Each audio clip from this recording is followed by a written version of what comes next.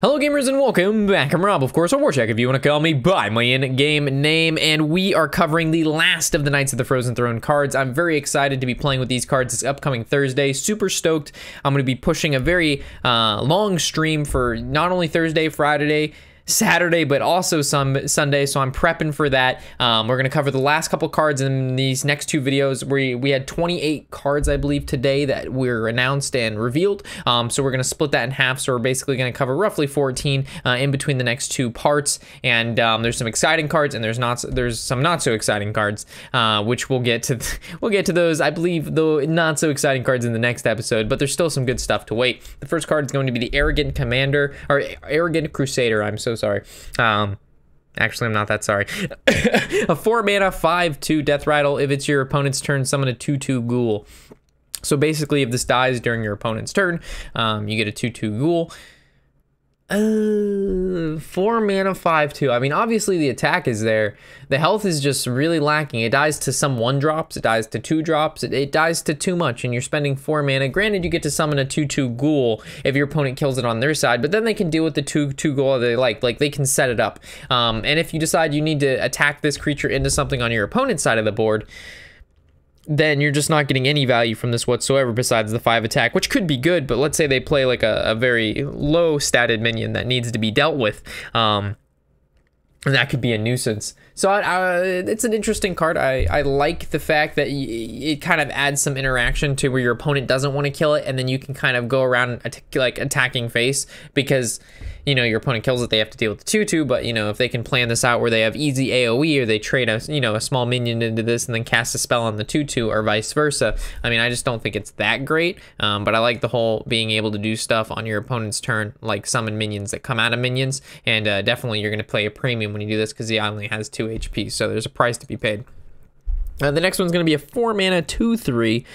Again, very, very weak on the stats. Strong Shell, a Scavenger. Battlecry, give your taunt minions +2/+2. So as we've seen, if we watch the stream today or have seen any of the recent Druid cards, there's a lot of taunt Druid cards. Taunt Druid is going to be a thing because we all know how fun Taunt Warrior is. So let's just make Taunt Druid. You know what I'm saying? So this is a Bolster Bear. The Bolster Bear coming at you live. But instead of Bolster, you get a bear and Bolster. So you play the, what is it called? The Pestilence card. It's the 5-mana, make yourself Locust, and then you give them all 2/2, so they turn into, what, 3 7s?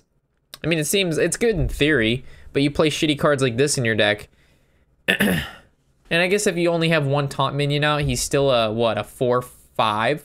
You basically play a 4-mana for a 4/5, even if he hits 1. So you basically have to hit 2 taunt minions with this to make it really good. 1 to make it okay, and anything more than 2 is just astronomically amazing. So I suppose maybe in Taun Druid you play one of this guy, but he's just such a weak 4-drop. I don't know, maybe he will be played. Because there's a lot of cheap Druid, maybe 2 of them. I don't know. There's a lot of cheap Druid taunts now. You know, you get the 2-mana turn it into a 1/5, so like people can curve out with taunts now, and then on turn 4 they have to worry about giving them +2/+2, which is a huge deal. So yeah, I guess Taunt Druid would run to 1 or 2 of these guys. For sure. Because then you have to deal with the taunts. Like normally, I mean, not that you wouldn't have to deal with the taunts. I guess that doesn't make any sense, right? Because if your taunts, they have to die first, and if your opponent's playing minions, they're gonna of course attack into the taunt minions first, because that's just how it works. I don't know. I think it's just a bad card. I could be wrong though, but I think this is just garbage. Nash. 3 mana, give your hero power +3 attack this turn and gain 3 armor. So it's basically Bash, but just Nash. So they just replaced the B with the N and the G in the N. And Bash, people said it was going to be a bad card. It ended up being an auto-include into every control warrior. So Nash, as maybe if I didn't play Bash, I would say, for 3 mana, you know, more value, blah, blah, blah. No, I'm going to say this is a really good card. For 3 mana, I think this is a really good card. Plus, it goes with the way you're attacked, right? So, well, then you look at Feral Rage, right? Feral Rage is 3 mana, and Feral Rage, you can choose one or the other unless you have Fandral. So you get 8 armor, or you get 4 attack. But this gives you the option. So this is basically just going to replace Feral Rage when it rotates out. So this is basically just a mix and match Feral Rage, but instead of mixing and matching, you get both the mix and the match instead of having to pick the mix or the match. You know what I'm saying? I think it's a good card. I think there's merit to both running Feral Rage or vice versa running the Nash. Moving to the next one, the Shaman card, Avalanche. Avalanche, I know, guys. Freeze a minion and deal 3 damage to the adjacent ones. Okay, you've got my attention. It's a good card. So basically you get 6 damage from 4 mana, similar to Fireball, but it spreads it up. And it freezes a minion. So you get to stall a minion while killing 2 minion. Yeah, I think this is a really, really good card. It competes with Jade Lightning. It gives players a reason. I don't think... Jade Lightning is really good, but I think this is really good too. I think this is really good. So I like this. I like the fact that now in that 4-drop slot, every shaman, runs Jade Lightning. So now they have the option to run Avalanche as well, in replace of Jade Lightning. So you don't have to run the Jade package, even though the Jade package is probably going to be better, just because Jades are retardedly good. But still, there's competition. I like competition. Competition breeds healthy environments and ecosystems. Fair trade. I'm not getting into economics. Snow Fury Giant, 11 mana.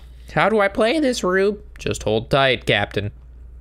Costs 1 less for each mana crystal you've overloaded this game. He's an elemental. He looks cool. He's like the abominable snowman, but he's more Snow Fury-ish. Okay, so obviously he's gonna fit into some, I think more so control shaman. I think this is a control, like right now, you know, with the tempo secret mage, how they play a bunch of secrets, right? Or a bunch of spells, and then they play the 2 arcane giants. I'm sorry. Very similar to that. I think control shaman is going to have this Snow Fury giant. So the whole game, they're going to be, you know, playing the overloads, the earth elementals, the resurrects, this and that, and everything, you know, overload this, overload that, volcanoes, and then you can drop 2 Snow Fury giants in 1 turn. I think it's going to be big. I think it's going to be hip, and I think it's going to be hop. Ooh, the combo. Hold the phone. Okay.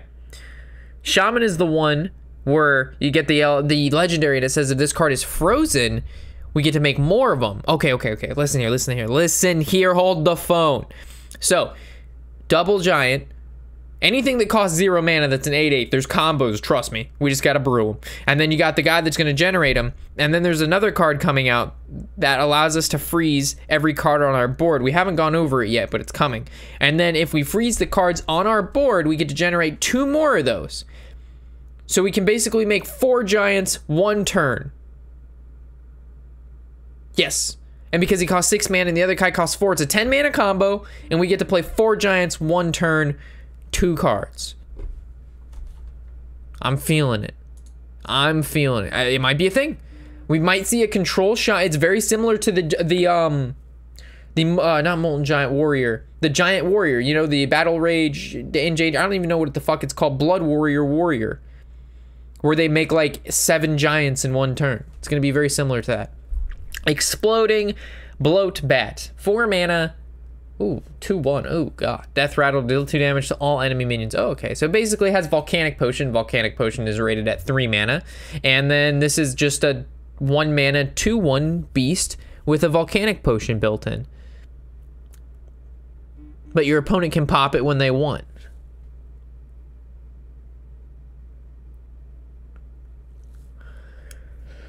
I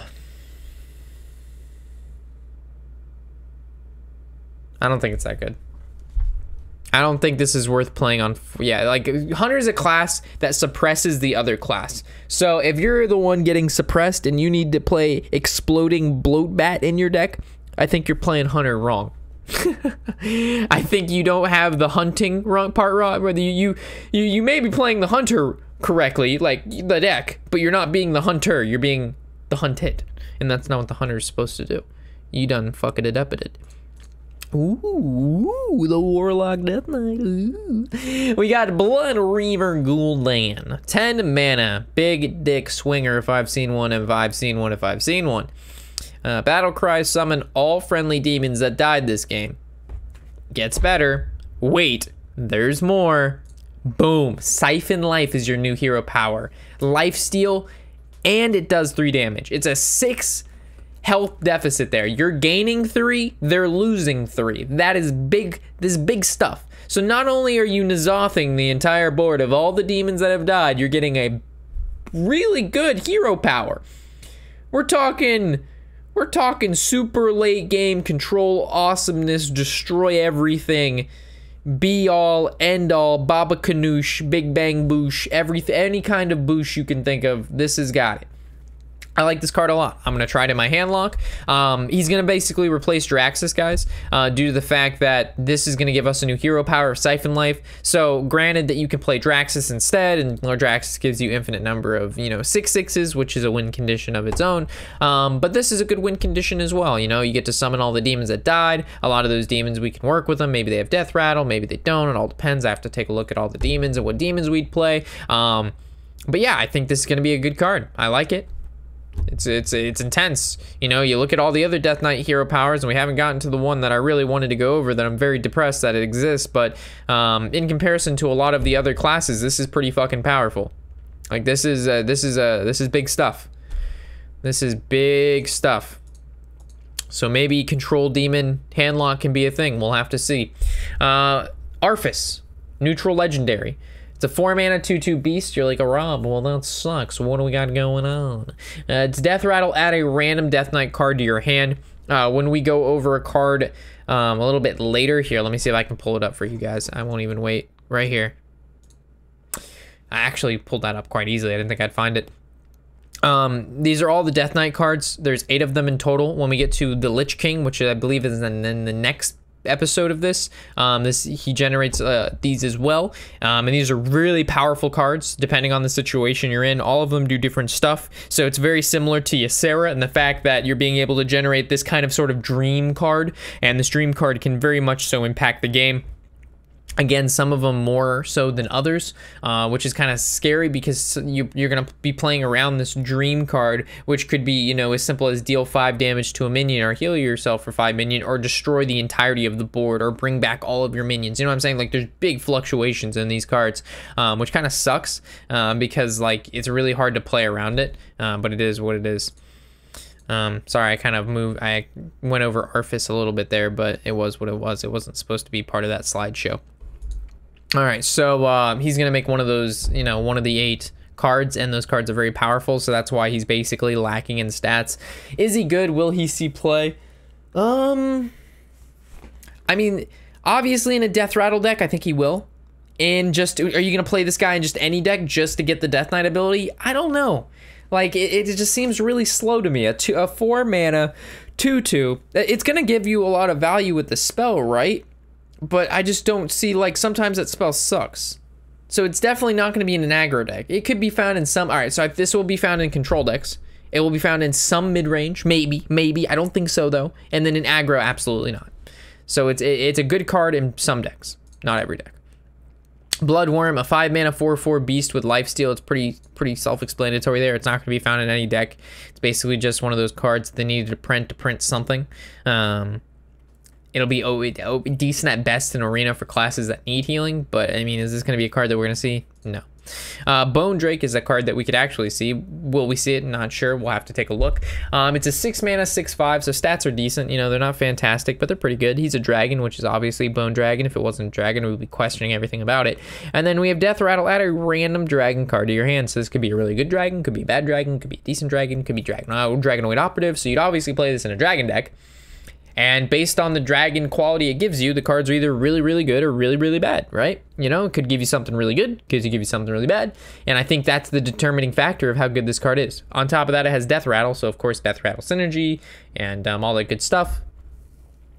It doesn't require you to have a dragon in your hand for anything to work, so that's kind of good there.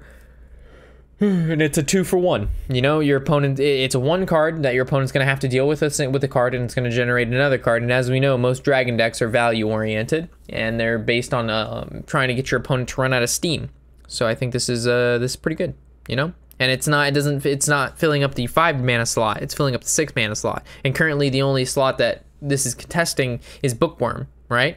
Like there's not any other 6 mana cards that I think that are really good that are found in Dragons, right? We got Bookworm, and then what else? I'm coming up short here. Yeah, I got Operative, and that's on 5. And if you're playing Dragons and anything else in anything other than Priest, I mean, why? Like, Operative is why you play Dragon Priest. You don't play it because, you know, I guess Nether Spite Historian, but you're hoping to get more Operatives from that, right? So I guess it all depends on the quality of Dragon you get. Furnace Fire Colossus, the 6 mana 6/6. Okay, you have my attention, Epic.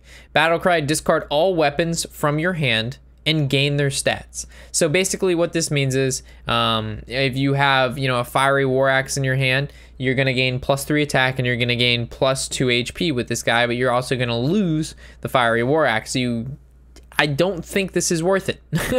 You're losing out on your weapons, which are really good for a particular reason, and you're giving them to a single minion. So you're sacrificing more than one card for a card that your opponent can use just one card like a CC to remove it, right? But meanwhile, if you play your weapon, the weapon can kill up to like 2 creatures, right? So I don't like this guy. I don't like this guy at all. I want to keep my weapons. Maybe if there's weapons in the future that say if this kid gets discarded from your hand, you know, get played on the board or something, like very similar to the Silverware Golem, you know, when this gets discarded, play it. So maybe they make weapons like that or something. I don't know. But right now, this card sucks. I would never play this guy. I play weapons in my deck to equip my weapons. I like my weapons. The last card we're going to go over in this particular part of, or part 6, part 7, I don't know what part we're on. There's a crazy amount of parts. 4 mana, 4/4 elemental. Whenever your weapon is destroyed, gain +1/+1. Whenever your weapon is destroyed. Well, how many times do you plan on destroying your weapon? Like, obviously in Rogue, your weapon can get destroyed every turn because you can just re-hero power. So I guess in Rogue, you'd pay 2 mana, you get your weapon's worth, and then he gets +1/+1 for 2 mana. So Elemental Rogue, is this going to be a thing? I don't know, because every turn you'd have to use 2 mana to give him +1/+1. Very similar to cards like the Unchained Elemental or something like that. And it says get +1/+1 for every time you play Overload, but at least you're getting value from that and you're not extending resources into stuff that you're only like halving, right? Because if you're re-upping your dagger every turn, you're only using half of your dagger. But, you know, when you're playing Overload cards, it's a little bit different. So I think this is an okay card like for random generation or like in Arena. You know, it's not bad at all because some turns in Arena you just don't have cards, so you can just keep buffing. But I don't think this is going to be ever played in actually competitive format. Not at all. All right, guys, well, that's gonna wrap up this particular episode here. I'm gonna be going on to the next part very shortly. I didn't want to put 2 parts together because it was gonna be astronomically long. We were able to make pretty good time here. I mean, 24 minutes, I think, which is pretty good on my behalf. I know the one before this was like 40 minutes. Like, holy shit, I must have went on some crazy rant. That's why I didn't want to do it. But anyway, I'll see you guys in the next episode, of course. Really looking forward to reviewing in all of the cards now and getting forward to play with them. So I'll see you then. As always, I'm Robert Warshak, and happy whatever the hell day it is.